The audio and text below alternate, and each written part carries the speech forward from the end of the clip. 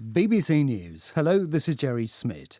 Appeals judges at the International Criminal Court have ruled that the court's chief prosecutor can investigate alleged war crimes in Afghanistan by US and other military personnel. The verdict overturns last year's ruling by a lower chamber of the ICC. Sakanda Kamani reports from Kabul. Prosecutors at the International Criminal Court received submissions from thousands of alleged victims in Afghanistan when they announced they were seeking the court's permission to launch a formal war crimes investigation. But the United States, which is not a signatory to the ICC, has expressed its opposition to the inquiry, as have Afghan officials. Last year, judges ruled that meant the chances of a successful prosecution were so slim an investigation would not be in the interest of justice, a decision overruled today on appeal.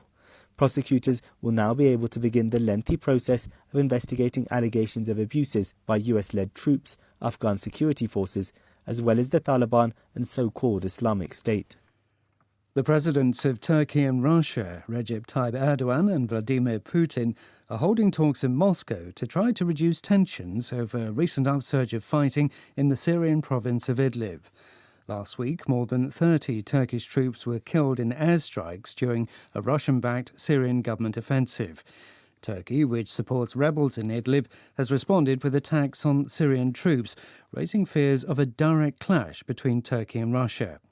Our correspondent in Moscow is Steve Rosenberg. Neither Russia nor Turkey wants to go to war with each other over Syria. That is clear from what officials on both sides have been saying. But both countries realise that the fighting recently around Idlib, with dozens of Turkish soldiers being killed, that has increased the risk of a direct military confrontation between Moscow and Ankara. So I think there is a recognition on both sides of the urgent need for de-escalation. The latest Russian airstrikes are reported to have killed at least 15 civilians in Idlib.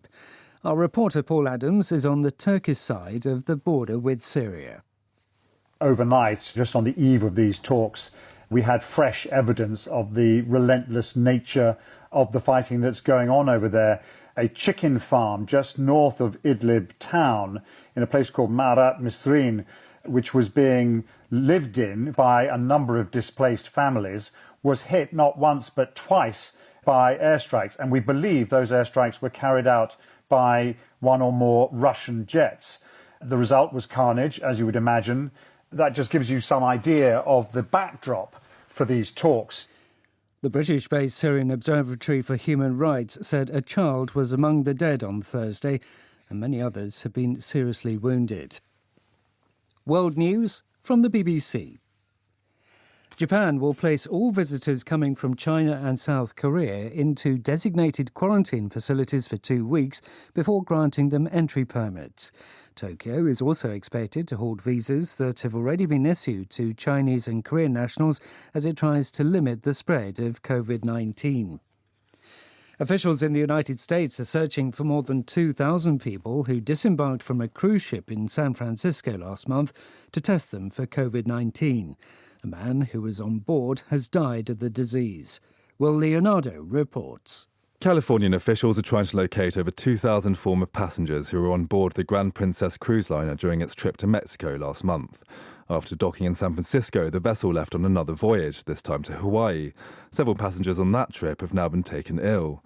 The governor of California, Gavin Newsom, said the Grand Princess would now be held at sea. We are going to be flying testing kits to the cruise ship, and we are going to be sending those quickly back to the state where we'll be able to test within just a few hours those samples. California has so far reported over 50 cases of the virus. Elsewhere in the US, 10 people have now died from COVID-19, all in Washington state.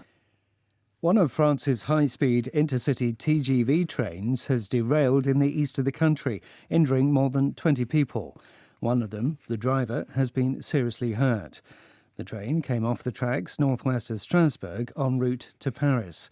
The rail operator said it hit debris from a landslip. The former head of European football's governing body, Michel Platini, has lost an appeal against his 4-year ban from the game. The European Court of Human Rights ruled the ban was justified. The original punishment was imposed in 2015 over a $2 million payment he'd received from Sepp Blatter, the head of football's world governing body FIFA. Mr. Blatter was also banned. BBC News.